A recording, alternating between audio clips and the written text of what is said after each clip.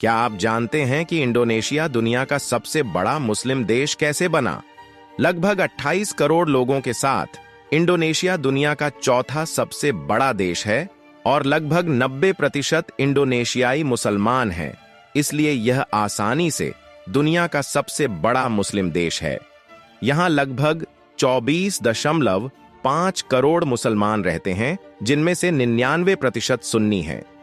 ज्यादातर लोग जावा और सुमात्रा के घनी आबादी वाले इलाकों में रहते हैं, जो दुनिया के सबसे घनी आबादी वाले द्वीपों में से हैं। इंडोनेशिया एक दिलचस्प उदाहरण है, क्योंकि यहां इस्लाम बिना किसी युद्ध के पहुंचा, जैसे कि उत्तरी अफ्रीका या मध्य पूर्व के इलाके जिन्हें मुस्लिम सेनाओं ने जीता था। इंडोनेशिया में इस्लाम मध्य पूर्व के व्यापारियों द्वारा लाया गया था। यहां धर्म पश्चिम से पूर्व की ओर फैला।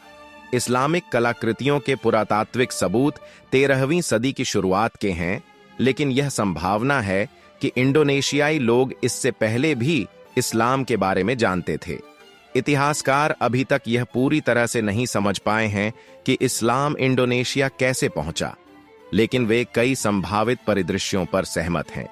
इंडोनेशिया की महत्वपूर्ण जगह के कारण मुस्लिम व्यापारियों ने धीरे धीरे पश्चिमी इंडोनेशियाई लोगों को इस्लाम के बारे में बताया। समुद्री व्यापार इंडोनेशियाई लोगों के लिए जीवनयापन का एक मुख्य साधन था, क्योंकि द्वीपों में खेती के लिए बहुत कम जगह थी।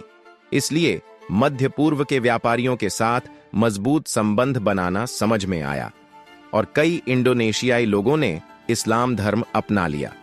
इस्लाम कैसे फैला, इसके बारे में इतिहासकारों को ज्यादातर अंदाजा लगाना पड़ा है।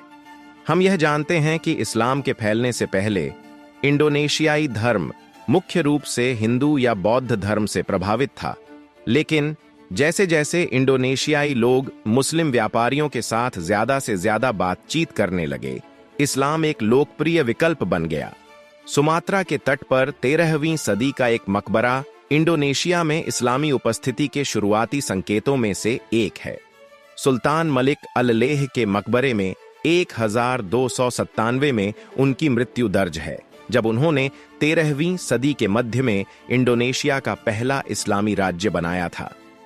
1292 में मार्को पोलो ने भी चीन से लौटते समय इंडोनेशिया में रुकने पर सुमात्रा में मुस्लिम बस्तियों का उल्लेख किया था। समुद्र पसई सल्तनत उत्तरी सुमात्रा में कई 100 सालों तक एक राज्य बना रहा।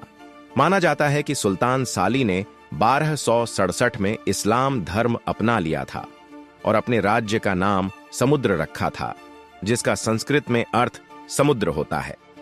फनेर और लामुर के इस्लामी राज्य उत्तरी सुमात्रा में स्थित थे और यह भी माना जाता है कि वे लगभग 1250 के आसपास स्थापित हुए थे। इसी समय के आसपास मलेशियाई प्रायद्वीप पर इस्लामी शासन के सबूत मिले थे। यह सब तब शुरू हुआ जब अरब मुसलमानों ने अपनी समुद्री यात्राएं शुरू कीं। इस्लाम युग की शुरुआत पारंपरिक रूप से 60-10 में मानी जाती है। मध्य पूर्व के मुस्लिम व्यापारियों ने 7वीं सदी के मध्य के आसपास खोज और व्यापार करना शुरू किया था। अरब व्यापारियों को चीन के साथ व्यापार करने के रास्ते में इंडोनेशिया और मलेशिया से गुजरना पड़ता था। मलक्का जलडमरू मध्य व्यापारियों द्वारा इस्तेमाल किया जाने वाला एक महत्वपूर्ण मार्ग था, क्योंकि यह हिंद और प्रशांत महासागरों के बीच सबसे तेज रास्ता था। अरब मुसलमान लाल सागर या फारस की खाड़ी से हिंद महासागर में जाते थे और चीन के रास्ते में इंडोनेशिया से गुजरते हुए पूर्व की ओर जाते थे। व्यापारियों ने महसूस किया कि समुद्री मार्ग से यात्रा करना जमीनी सिल्क रोड की तुलना में तेज था।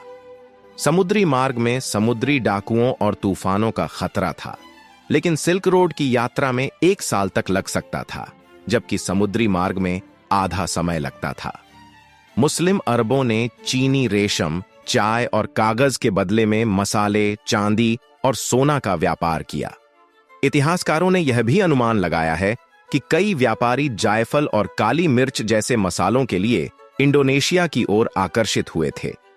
इनमें से कुछ मुस्लिम व्यापारी द्वीपों की सुंदरता से मोहित हो गए और यहां बसने का फैसला किया।